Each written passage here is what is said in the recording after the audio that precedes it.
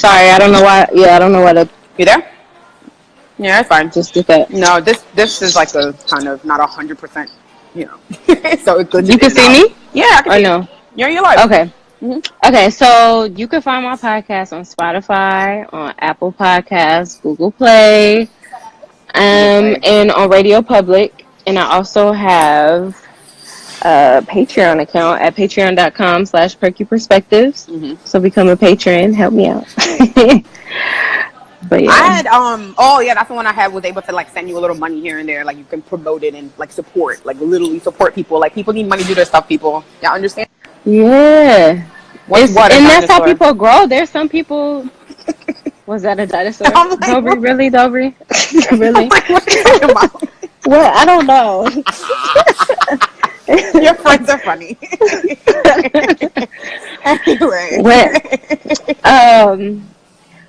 Yeah, but like, when I first got on Patreon, I found out that there's people that they became full-time, whatever it was they're doing from having a Patreon. People submitting and paying for their talent. It's like you pay for Wi-Fi, you pay for Netflix, you pay for Hulu, you pay for all these services on a monthly basis because you like the service. So if you listening, then you could pay for it. I agree.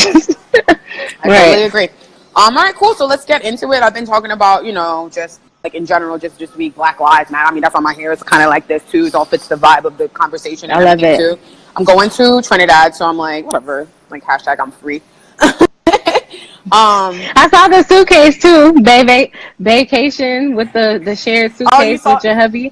That's a Instagram conversation. Okay, thank you. You posted it on the gram. I know, but not like my real point of view. I just like, that was for the clout. Like, I have a point of view. Like, I need my own freaking bag. But anyway, let's get to the interview. Why did you feel like the podcast format was the best way for you to get like your point of view out, or like to share your information?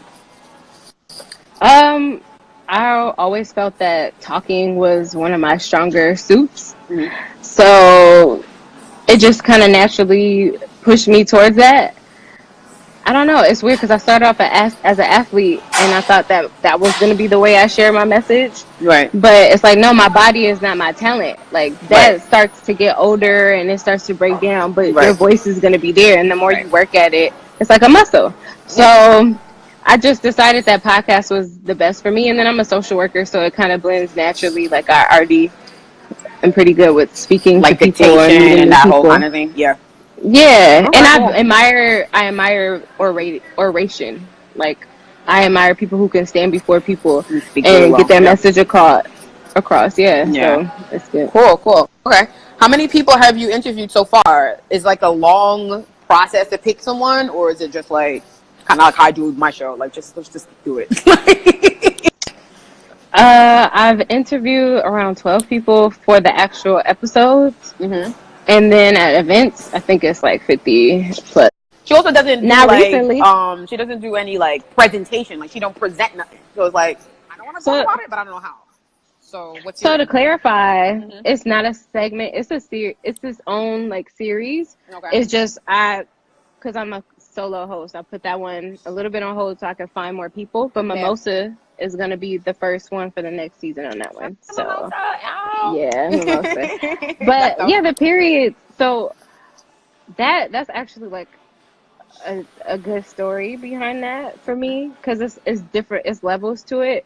But for me, well, give us the interview version, not the whole long one. No, I'm not gonna get the long one. Okay. But for me, like I've always had interest in birthing, like babies coming into the world and that whole process and like how the body changes. It's always been fascinating. But I realized I couldn't be an OBG. And then personally, I've always like a had, doula. like, scattered. One of my landlords. I didn't know about that until I became an adult. So that's very interesting too. Also. Yeah, I didn't even know that term. I didn't. No, me neither. When she was like, I'm a doula, I'm like, you're a what?